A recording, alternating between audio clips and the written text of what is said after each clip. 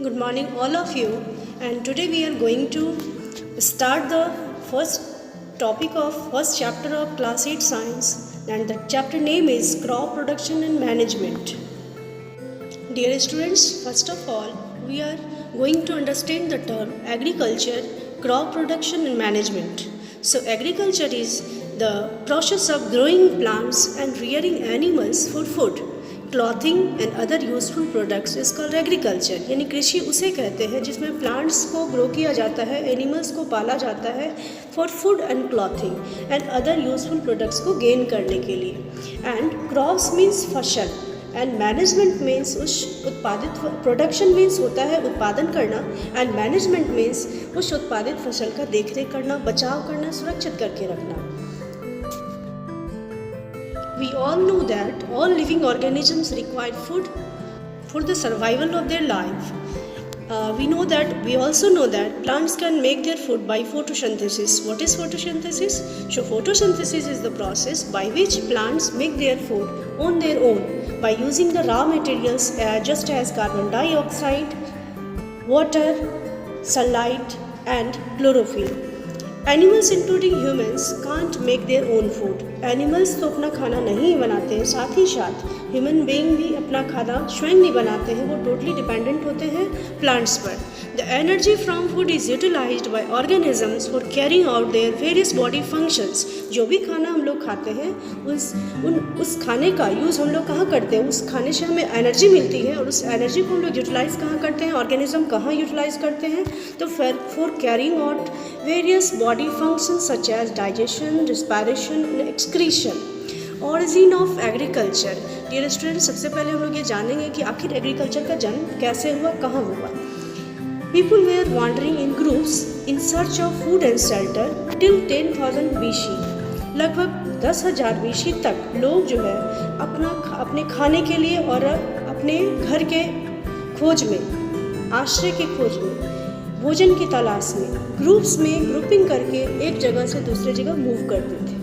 दे eight raw fruits, वो कैसे खाना खाते थे, वो कच्चे फलों को खाते थे, कच्ची सब्जियों को वो खाते थे। They also started to hunt animals.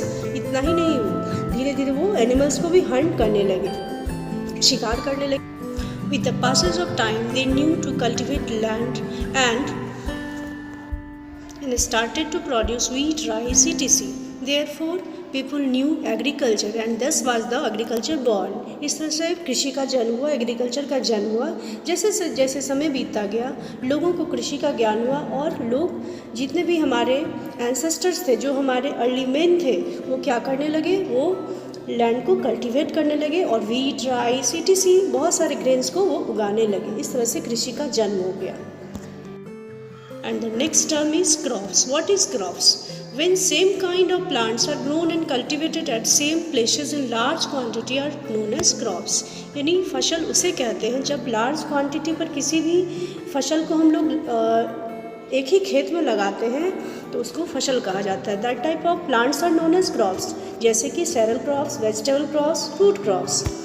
According to the cropping pattern in India, there are main two types of crops are grown in India. India has different climatic conditions, just as temperature, humidity and rainfall. So it has different crops at different places in different seasons. इसीलिए भारत में अलग अलग crops अलग अलग जगहों पर और अलग अलग सीजन में लगाए जाते हैं। Crops can be divided into two broad patterns based on the season.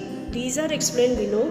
Kharif crops, it is shown in rainy season, that is June to September, and the examples of kharif crops are paddy, maize, soybean, groundnut, cotton, etc.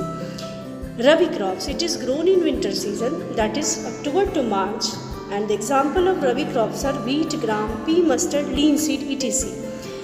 It means हमारे country में दो type के according to season के according cropping का दो pattern बांटा गया है, डिवाइड किया गया है, जिसमें एक आता है खरीफ क्रॉप्स, दूसरा रबी क्रॉप्स। खरीफ क्रॉप का टाइमिंग है June to September and examples of kharif crops are paddy, maize, soybean, etc. And जो रबी क्रॉप्स है उसका सीज़न टाइमिंग है October to March and the example of rabi crops are wheat, gram, pea, mustard, etc. Pulses and vegetables are also grown during summer at many places. Dear student, today we are going to learn about the topics agriculture and types of crops. Our next topic is agricultural practices. Okay, thanks.